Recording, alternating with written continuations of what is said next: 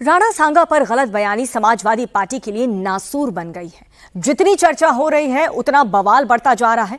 राणा सांगा को लेकर आगरा में भी दिन भर टेंशन रही। करणी सेना रामजी लाल सुमन के घर पहुंच गई, जमकर के तोड़फोड़ की गई, गाड़ियां तोड़ दी गई, घर के बाहर रखी कुर्सियां भी तोड़ दी गई, जमकर के बवाल हुआ। करणी सेना ने तो कह दिया है कि ये तो अभी ट्रेलर है, राणा सांगा का मसला पूरा सियासी मसला भी हो गया है। इधर समाजवादी पार्टी रामजी लाल सुमन की दलित जाति बता रही है, दलित कार्ड खेलने लगी है, योगी को टारगेट कर रही है। बात राणा सांगा की है, उनकी वीरता पर प्रश्न खड़ा किया गया है। सच क्या है? राणा सांगा का इतिहास क्या कहता है? राणा सांगा पर हो रही राजनीति क्या कहती है? इसका असर क्या होने वाला है? पूरी रिपोर्ट देखिए। समाजवादी पार्टी के राज्यसभा सांसद रामजी लाल सुमन का आगरा का यह घर है।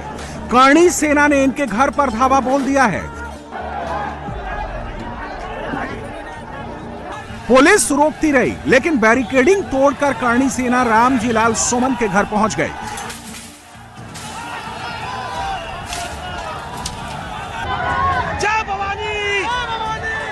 जय भवानी के नारे के साथ करणी सेना के लोग बहुत गुस्से में थे। इन लोगों ने रामजी लाल सुमन के घर के भीतर घुसने की कोशिश भी की,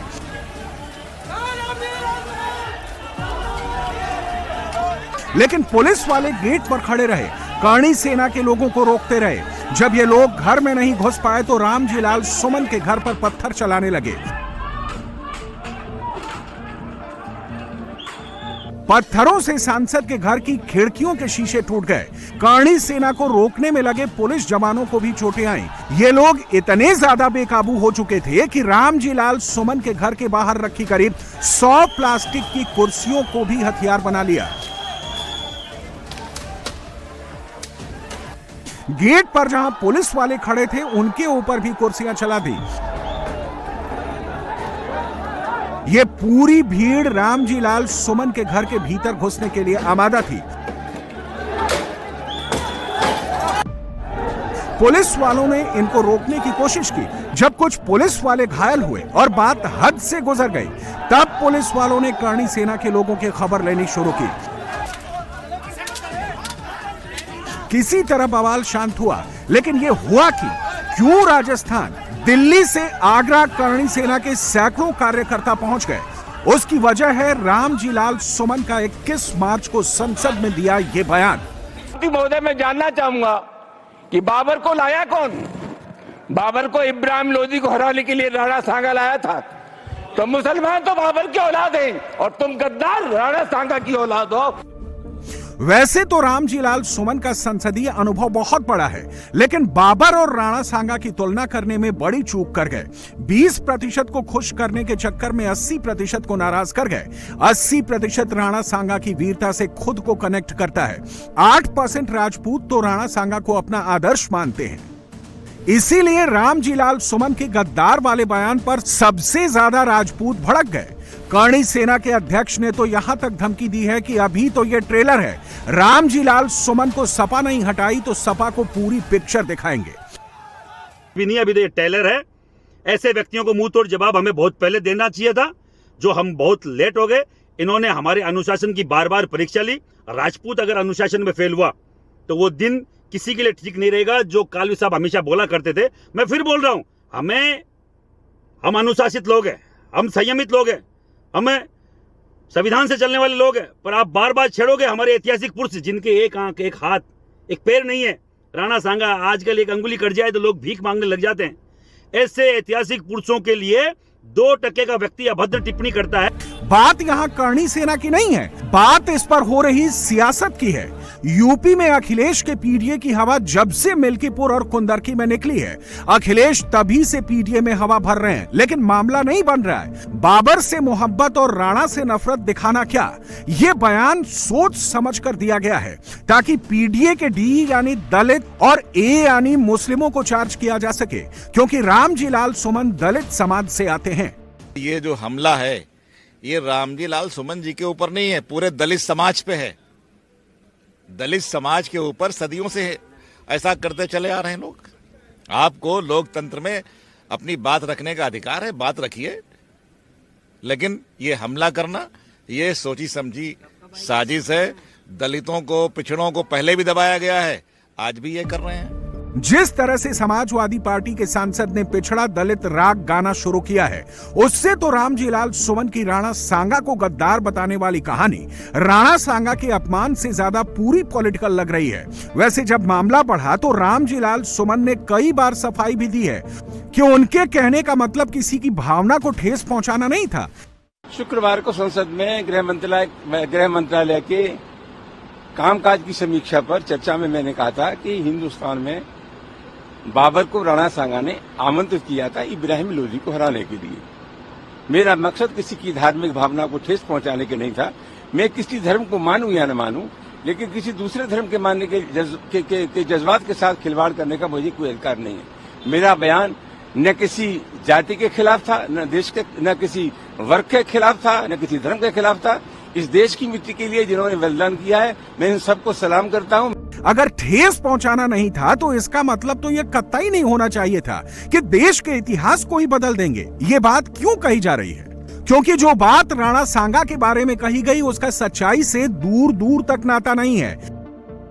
सच तो यह है कि राणा सांगा ने अपने जीवन में 100 युद्ध लड़े और एक को छोड़कर उन्होंने सभी लड़ाइयां जीती थी। रामजीलाल सुमन ने जिस बाबरनामा का जिक्र किया था उसमें यह भी लिखा है कि बाबर ने अपनी आत्मकथा बाबरनामा में राणा सांगा की बहादुरी का जिक्र किया है। 1527 ईस्वी में खानवा में बाबर और राणा सांगा के बीच भयंकर युद्ध हुआ। राणा सांगा ऐसे योद्धा थे जिन्होंने एक हाथ, एक पैर और एक आंख गंवाने के बाद भी युद्ध जारी रखा। उनके शरीर पर 80 गहरे घाव थे, फिर भी वो लगातार लड़ते रहे। जब भी राणा सांगा किसी युद्ध में जीत हासिल करते थे तो वो सबूत के तौर पर शत्रु के तंबू उखाड़ कर अपने साथ लाते थे। 1527 में कमाल खान लोधी से बयाना की लड़ाई में जब उन्होंने सैन्य शिविर पर आक्रमण किया तो लोधी के तंबू को अपने साथ ले गए।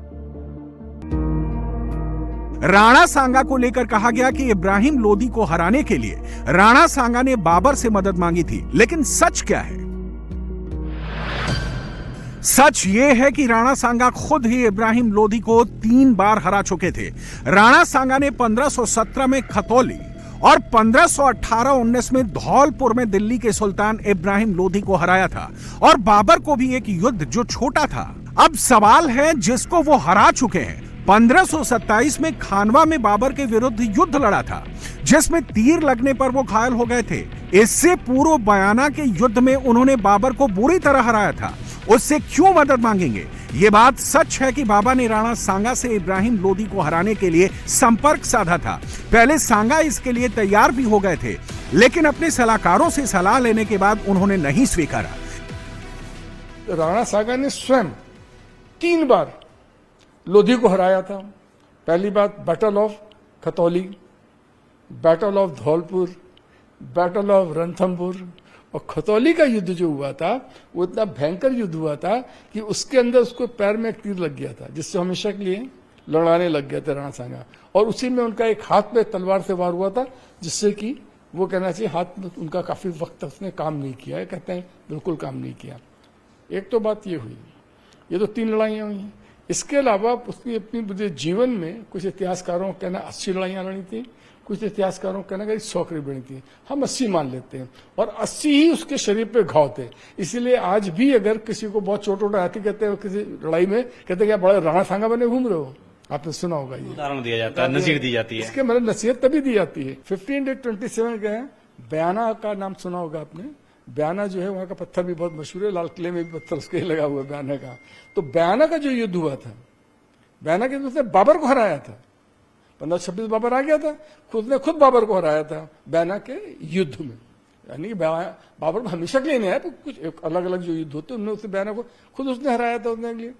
तो जो शख्स इतना खुद सक्षम है, तर्क क्या कहता है आपके ख्याल से? तर्क के हिसाब से क्या वो जितने बाबर को हराया, लोधी को हराया, विभिन्न 3 बार हराया, 3 बार लोधी को हराया, इनको हराया, तो वो क्यों लेगा? ये बात अखिलेश भी अच्छी तरह से जानते हैं, लेकिन रामजीलाल सुमन ने बाबर की तुलना राणा सांगा को नीचा दिखाकर अखिलेश के लिए वो काम कर दिया है जो अखिलेश संविधान और आरक्षण खतरे में है वाले नैरेटिव से उपचुनाव में कुछ नहीं कर पाए थे। अखिलेश यादव ने आगरा में रामजीलाल सुमन के घर पर हुई तोड़फोड़ की घटना पर तुरंत पीडीए कार्ड चल दिया। इससे पहले लगता है शायद अखिलेश यादव ने राणा सांगा को लेकर जानकारी इकट्ठा कर ली थी। 8% राजपूत वोट सरक न जाए, लिहाजा उसको भी मैनेज करने में जुट गए। जिसको रामजी लाल सुमन गद्दार बता रहे थे, उनको अखिलेश महान बताने लगे। हम लोगों को किसी को भी इतिहास के पन्ने नहीं पलटना चाहिए। कौन राजा था, कौन महाराजा था, किसने क्या किया, वो इतिहास की बात है। आज हम आगे बढ़ने की बात करें।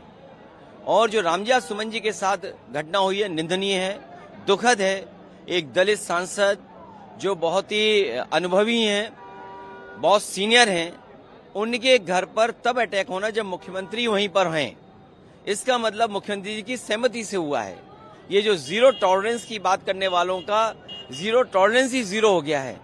बिना उनकी सहमति के, बिना उनकी जानकारी के ये कैसे संभव है कि उसी जिले में वो हैं और सांसद पे के घर पर अटैक हो गया हो। अखिलेश रायता समेटने में लगे हैं, लेकिन ये सियासत है जहां रियायत नहीं होती। जिसका मौका होता है वो चौका मार देता है।